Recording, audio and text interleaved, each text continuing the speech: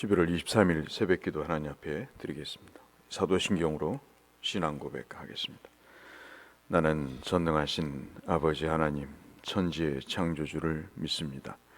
나는 그의 유일하신 아들 우리 주 예수 그리스도를 믿습니다. 그는 성령으로 잉태되어 동정녀 마리아에게서 나시고 본디오 빌라도에게 고난을 받아 십자가에 못 박혀 죽으시고 장사된 지 사흘 만에 죽은 자 가운데서 다시 살아나셨으며 하늘에 오르시어 전능하신 아버지 하나님 우편에 앉아 계시다가 거기로부터 살아있는 자와 죽은 자를 심판하러 오십니다. 나는 성령을 믿으며 거룩한 공교회와 성도의 교제와 죄를 용서받는 것과 몸의 부활과 영생을 믿습니다. 아멘. 421장 찬송하겠습니다. 찬송가 421장.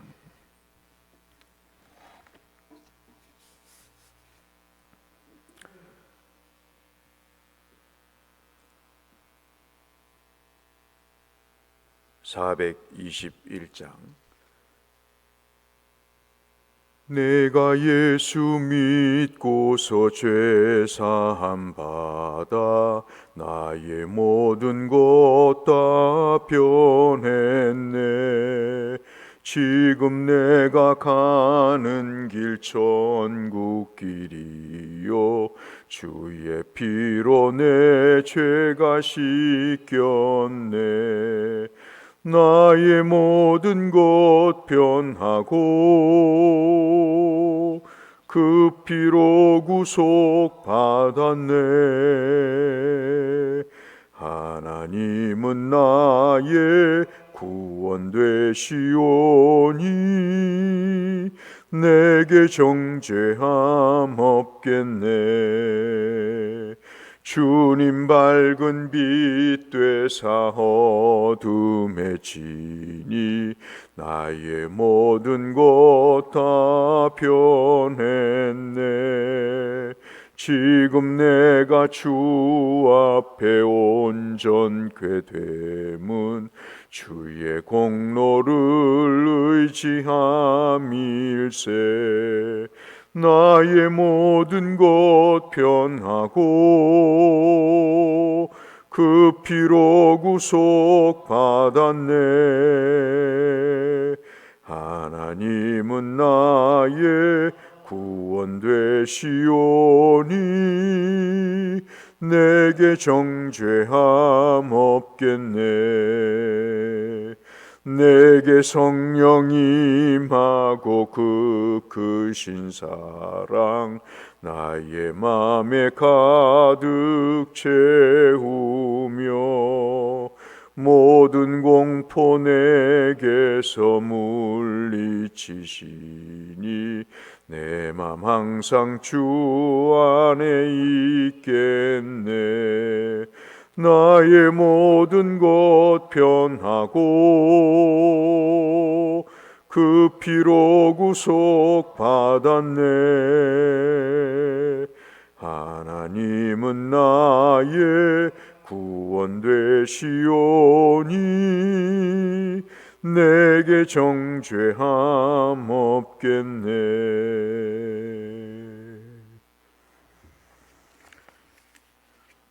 고린도전서 5장 말씀을 이 아침 보겠습니다. 고린도전서 5장 말씀.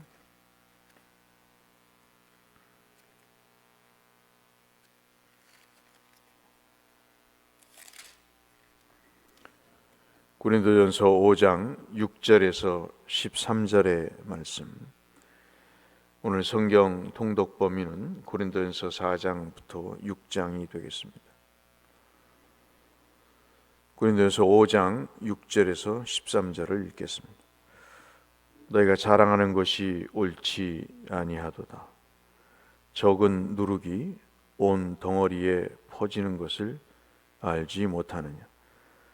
너희는 누룩 없는 자인데 새 덩어리가 되기 위하여 묵은 누룩을 내버리라. 우리의 유월절 양 곧 그리스도께서 희생되셨느니라.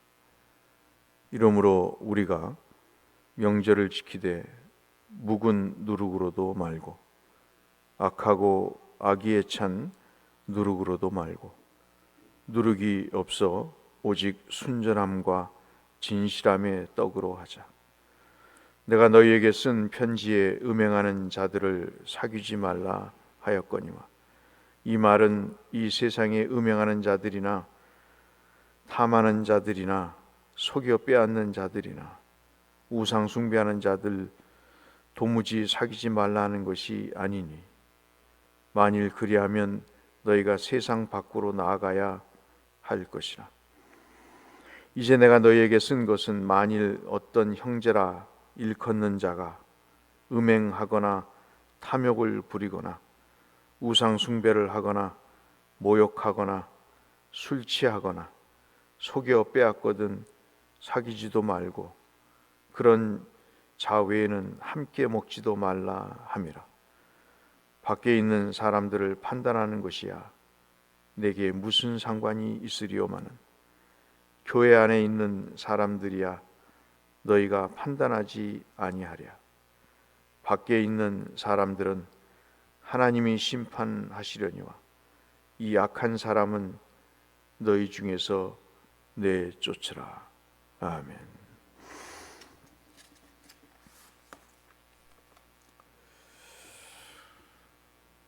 신앙생활을 하면서 내 자신도 교회니까 할 말이 없습니다마는 교회가 이 땅에 왜 존재하는가? 교회가 존재하는 목적은 종교 행위를 하기 위해서 존재하는 게 아니죠. 모여서 먹고 놀고 떠드는 것이 교회의 존재의 목적이 아닙니다. 교회의 존재의 목적은 구원받은 사람들이 그 하나님의 구원에 대해서 감사하고 그 구원의 감사를 세상에 전해서 세상도 구원의 감격 속에 있기를 바라는 간절한 바람으로 복음을 증거하기 위해서 있는 거죠. 예배와 전도 이 두 가지가 교회의 존린 목적입니다. 그런데 고린도 교회가 그렇지 못했습니다. 우리가 오늘 읽지 않았습니다마는 1절, 2절에 여러분 잘 아시는 음행에 관한 내용이 고린도 교회를 설립한 바울의 귀에 들어오게 됩니다. 그 심각한 음행에 관한 내용을 잘 알다시피 아버지의 아내를 즉 계모를 범하는 사건이 벌어집니다. 사람이 살다 보면 사건이 벌어질 수가 있죠. 그런데 더 심각한 것은 2절의 내용입니다. 그리하고도 너희가 오히려 교만하여져서 그런 짓을 하고도 오히려 교만하죠. 어찌하여 통한이 여기지 아니하고, 여기서 통한이 여기지 아니한다는 것은 슬퍼하거나 애통하지 않는다는 것입니다. 그 일 행한 자를 너희 중에서 쫓아내지 아니하였느냐. 예나 지금이나 못 쫓아내죠. 쫓아내려고 하는 그 사람이 쫓겨날 판인데 어떻게 쫓겨내겠습니까? 교회가 점점 세속화되어 가고 구성원이 참 회개 없이 직분을 받고 구원의 확신도 없는 자가 교회 지도자가 되는 그런 일이 벌어졌기 때문에 그런 것이죠. 또한 잘못된 가르침으로 인해서 은혜보다는 경력을 더 중요시 여기고 인간관계를 더 중요시 여기는 것들이 교회에 만연이 돼서 참으로 교회를 이 땅에 세우신 하나님의 뜻을 세속화로 물들여 버리고, 그리고 참 회개를 통해서 중생의 기쁨을 맛보면서 자기를 구원하신 하나님을 위해서 내가 무엇을 할 것인가 고민하는 사람이 아닌 그저 종교인의 생활을 하는 사람이 교회 지도자가 되어버리는 그런 상황 속에서 이런 일들이 벌어지게 되는 것이죠. 그래서 사도 바울은 이런 자들이 교회에서 권징을 받아야 된다, 그렇게 3절부터 5절까지 이야기를 합니다. 그 권징은 그들 속에 잘못 가르쳐졌거나 또는 그들 속에 잘못되어 있는 신앙의 뿌리를 흔들어서 그들을 다시 깨워서 깨닫는 자가 되기 위한 그러한 조치라는 것이죠. 사람을 내쫓고 갈라놓는 것이 아니고 그들을 진짜 그리스도의 중생한 사람으로 바뀌도록 하기 위한 것임을 3절 5절에서 그렇게 말씀을 하고 있습니다.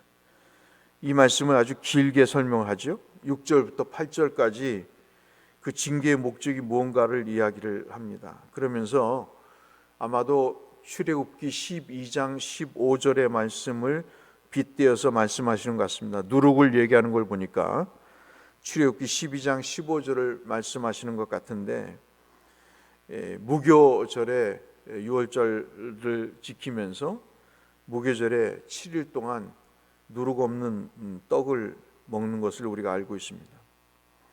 이 유월절과 함께 이어지는 이 무교절에서 이 누룩 없는 떡을 먹었던 그 급박했던 출애굽 당시의 내용들을 기억하면서 무교절에 누룩 없는 떡을 먹었는데, 이 내용을 바울이 빗대어 이야기하면서 음행으로 인해서 악해진 교회, 그 교회를 바로 그런 일을 저지른 자를 누룩으로 비유를 하면서 그 파급 효과가 얼마나 큰가, 그리스도의 보혈로 거룩해진 이 고린도 교회가 누룩 없는 교회가 되어야 되는데, 오늘 사도 바울이 표현한 대로 참으로 새 덩어리가 되어야 되는데, 7절 말씀에 누룩 없는 새 덩어리가 되어야 되는데 그 누룩이 여전히 있게 된다는 사실을, 그래서 교회가 그 그리스도의 피로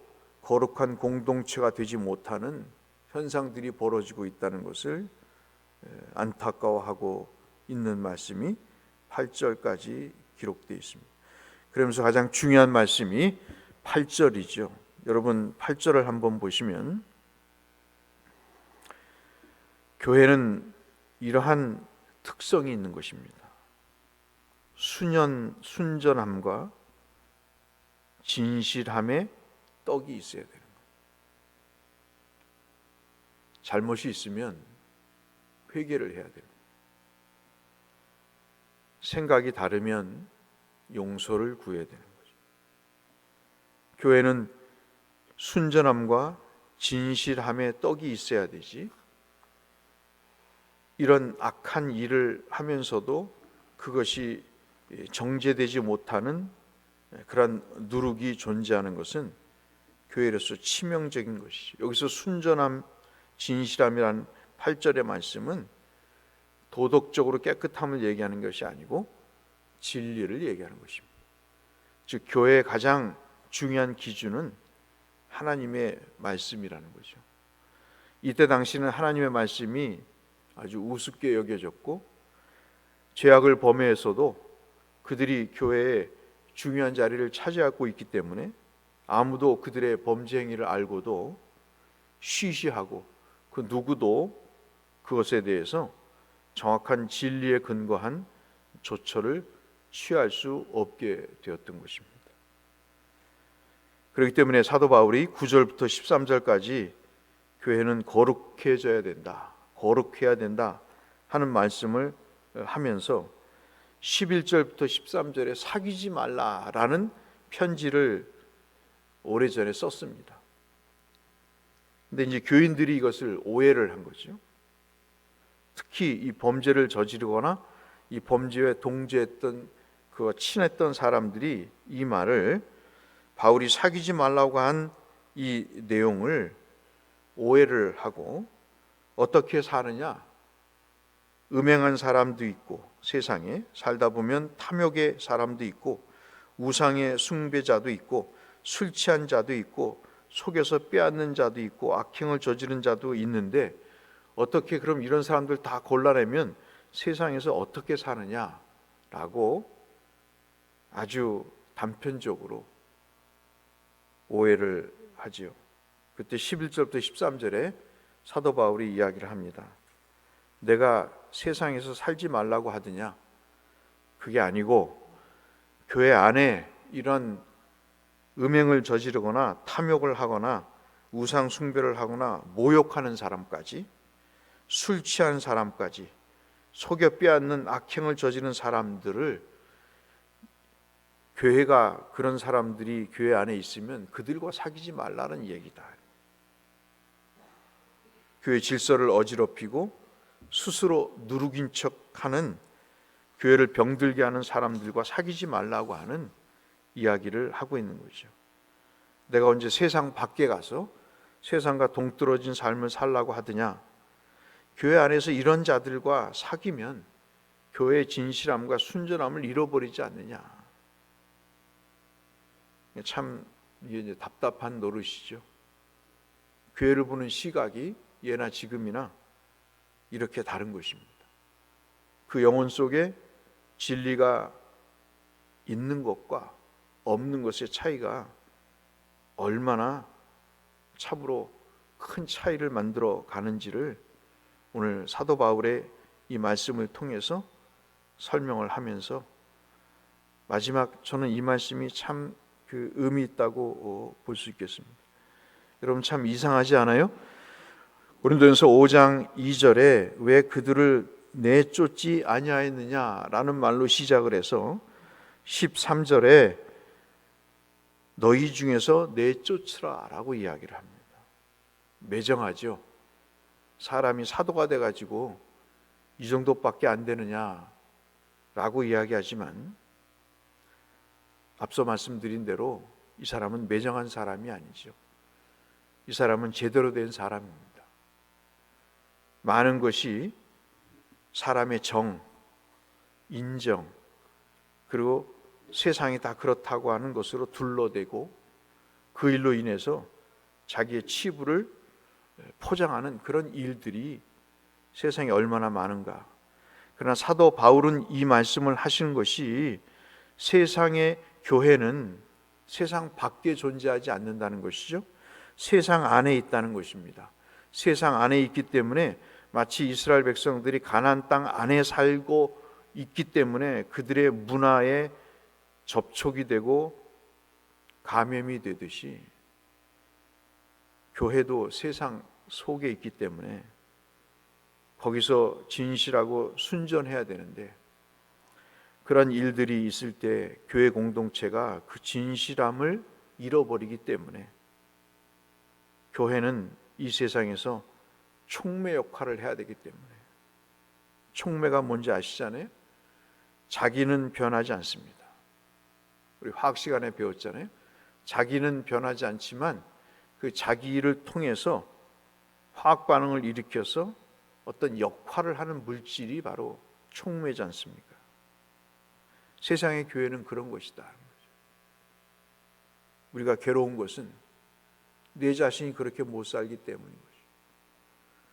그리고 교회가 그 역할을 못하고 부끄러움을 모르고 부끄러운 것을 오히려 자랑스럽게 떳떳하게 떠들고 다니는 것이 참으로 슬픈 일인 것이죠. 집단적인 공동체만 그렇겠습니까? 우리 속에 있는 나라고 하는 내 개인적인 교회도 내 자신 스스로 내 속에 있는 더러운 누룩을 제거하지 못하고 거기에 질질 끌려다니는 참으로 불쌍한 내 모습을 보면서 누구를 탓하겠나 하는 생각도 해보게 되는 것입니다. 교회는 영과 진리로 살아가는, 예배하는 사람들의 공동체입니다. 우리의 기준은 진실함과 순전함이죠. 즉 하나님의 진리입니다. 영과 진리로 예배한다고 하지 않습니까? 그것은 우리의 영적인 기분이나 감정으로 예배를 드린다는 것이 아니고 하나님의 뜻대로 삶을 사는 것이 곧 예배라고 말씀하고 계시는 것이죠. 고린도 교회는 이 음행 때문에 좌우간 골머리를 앓고 급기야는 사도 바울에 대해서 소위 말하는, 요즘으로 말하면 주먹을 휘두르는 집단적인 저항을 일으키는 일들이 벌어지게 됩니다. 오늘 이 말씀을 우리가 읽으면서 대곡교회를 위해서, 또 내가 속한 교회를 위해서 기도할 필요가 있습니다. 하나님, 우리 교회가 세상에 있지만 세상에서 영적인 촉매 역할을 해서 우리가 변하는 것이 아니라 우리를 통해서 그들이 변할 수 있게 해달라고 기도하는 것이 이 말씀을 묵상하는 중요한 묵상의 포인트가 되겠습니다. 이 시간 교회를 위해서 함께 기도하시고 내 자신과 우리 교회가 세상을 변화시키는 하나님의 거룩하고 순전한 그런 공동체가 될 수 있도록 기도하셔서 우리의 삶 속에 하나님의 더 큰 변화와 은혜의 열매가 있기를 이 말씀을 빌어서 주의 이름으로 축원합니다. 거룩하신 아버지 하나님, 세상은 큰 파도와 같이 교회를 덮칩니다. 교회는 사죽을 못 쓰고 그 엄청난 위력 앞에 변질되거나 주저앉고 맙니다. 2000년 교회 역사 그랬습니다. 진리를 사수하기보다는 그 진리를 왜곡하는 자들이 하나님 지도자로 세워졌던 시간들이었습니다. 그럼에도 불구하고 주님은 귀한 분들을 남겨두셔서 교회를 지켜오셨고, 특별히 예수 그리스도의 십자가를 통해서 그 교회의 교회됨을 주께서 창시하시고 그리고 유지해 가셨습니다. 바라옵기는 우리 대곡교회가 순전함과 진실함으로 하나님의 말씀으로 거듭나게 하여 주옵시고, 우리 교회가 나아갈 방향이 무엇인가 하나님 아버지 내 자신을 돌아보며 주님 앞에 온전히 설 수 있도록, 내가 소속된 계산교회가 그런 교회가 될 수 있도록 주님이 은혜를 베풀어 주옵소서. 그것이 어떤 교회든 간에 하나님 우리를 그곳에 일원으로 두셨사오니 주 하나님 정말 새 덩어리가 되는 진정한 하나님이 기뻐하시는 누룩이 될 수 있도록 우리 모두에게 은혜를 베풀어 주시기를 간절히 소원하오며 예수님 이름으로 기도 올리옵나이다. 하늘에 계신 우리 아버지, 아버지의 이름을 거룩하게 하시며 아버지의 나라가 오게 하시며 아버지의 뜻이 하늘에서와 같이 땅에서도 이루어지게 하소서. 오늘 우리에게 일용할 양식을 주시고 우리가 우리에게 잘못한 사람을 용서하여 준 것 같이 우리 죄를 용서하여 주시고 우리를 시험에 빠지지 않게 하시고 악에서 구하소서. 나라와 권능과 영광이 영원히 아버지의 것입니다. 아멘. 기도하며 주 앞에 나가겠습니다. 하나님 아버지 감사합니다. 오늘도 은혜를 베푸시고 생명으로 인도하시니 참으로 감사합니다. 교회를 생각하게 하셔서 감사합니다. 내 자신의 영혼의 그 하나님 환경을 생각하게 하셔서 감사합니다. 하나님, 내가 영적으로 촉매 역할을 감당할 수 있도록 권면하시는 말씀을 받게 하시니 감사합니다. 이 말씀대로 행할 수 있는 의지와 믿음을 더하여 주시고 성령 충만한 마음을 주셔서 우리의 삶의 묵은 누룩을 제하고 하나님 아버지 공동체가 새 덩어리가 될 수 있도록 참된 누룩으로 변화되는 은혜를 베풀어 주옵소서.